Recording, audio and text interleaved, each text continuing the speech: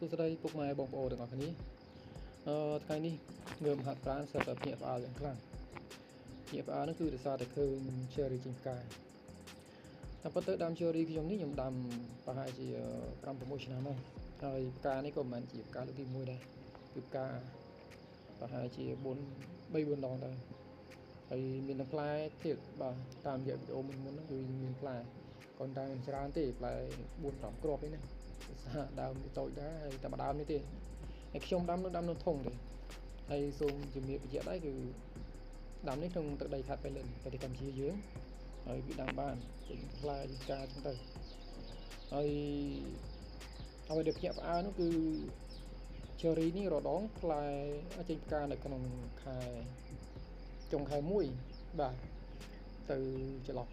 ចុងខែ1ទៅខែ3គឺក្នុងរយៈពេលនៃចូលឆ្នាំចិនទៅមកទៅបានផ្លែគឺបានផ្លែទុំបេះហូបបានគឺប្រហែលជា30ថ្ងៃជាង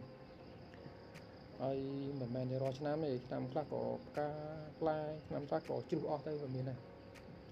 ហើយវាអ្វីភ្ញាក់ផ្អើលហ្នឹងគឺក្រាប់តែឃើញចេញផ្កានៅក្នុងរដូវចូលឆ្នាំខ្មែរទៅវិញក្នុងខែមេសានេះខែ4ចឹងនេះដែរអ្វីដែលភ្ញាក់ផ្អើលហើយមិនដឹងថាតើចេញផ្កាក្នុងខែក្តៅនេះកាន់ឬមិនកាន់នេះចាំមើលទេសនារបស់គ្នាបាទសូមអរគុណជម្រាបលា